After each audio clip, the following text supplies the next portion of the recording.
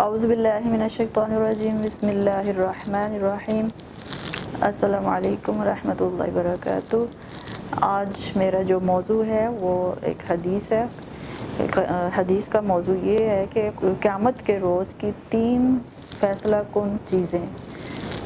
Number 1 قرآن، number 2 امانت، اور number 3 قرابت داری۔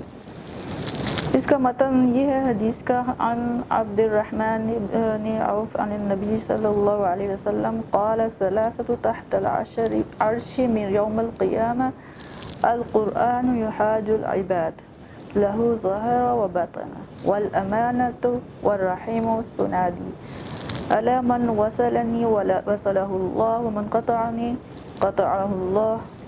اس کا ترجمہ یہ ہے، حضرت عبداللہ بن عوف رسول اللہ صلی اللہ علیہ وسلم کا یہ قول نقل کرتے ہیں کہ 3 چیزیں قیامت کے روز عرش کے نیچے ہوں گی۔ ایک چیز قرآن ہے جو بندوں کے حق میں یا ان کے خلاف مقدمہ لڑنے والا ہوگا۔ نمبر 2 اس کا ظاہر اور باطن، قرآن کا یعنی۔ اور دوسری چیز امانت ہے، اور تیسرا ہے رحم یعنی قرابت داری۔ رحم پکار رہا ہوگا، جس نے صلہ رحمی کی اللہ اس کو جوڑے گا، اور جس نے قطع رحمی کی اللہ اس کو کاٹے گا۔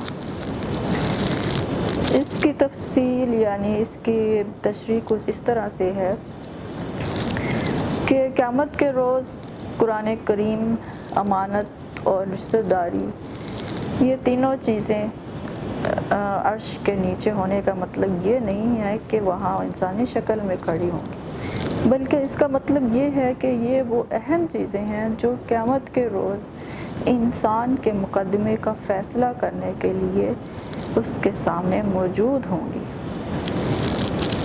یعنی حدیث میں اس کو یہ ایک تمثیلی رنگ میں پیش کیا گیا ہے، جیسے کسی بڑے بادشاہ کے حضور میں اس کے 3 بڑے مقرب کھڑے ہوئے یہ بتا رہے ہوں گے کہ کون آدمی کیسا ہے اور کس سلوک کا مستحق ہے۔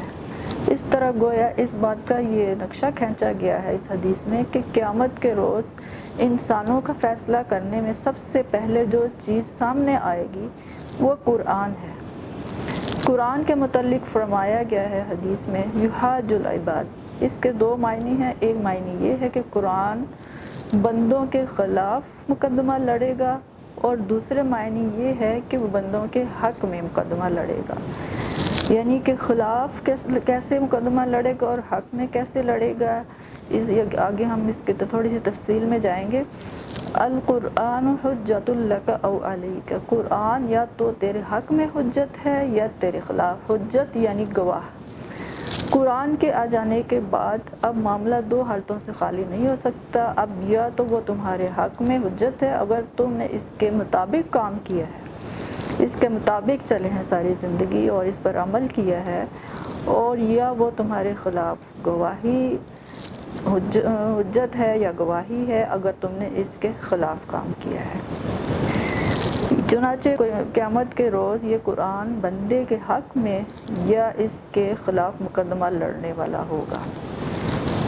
ایک آدمی جب خدا کے حضور پیش ہوگا تو اس وقت اس کا یہ ثبوت ملے گا کہ اللہ تعالیٰ نے قرآن مجید کی شکل میں جو فرمان اس کے پاس بھیجا تھا، جو صحیفہ یعنی کہ ہر قوم کے لیے اللہ پاک نے اپنے بندوں کے لیے بھیجا ہے، اس نے اس کے مطابق عمل کرنے کی کوشش کی یا نہیں، تو قرآن ہی اس کے حق میں حجت پیش کرے گا اور اللہ تعالیٰ سے یہ عرض کرے گا کہ آپ کا بندہ آپ کے فرامین کے مطابق دنیا میں کام کر کے آیا ہے، اس لیے اسے اجر اور جزا عطا کیجئے، یعنی کہ اس کی وکالت کرے گا، اس کی گواہی دے گا۔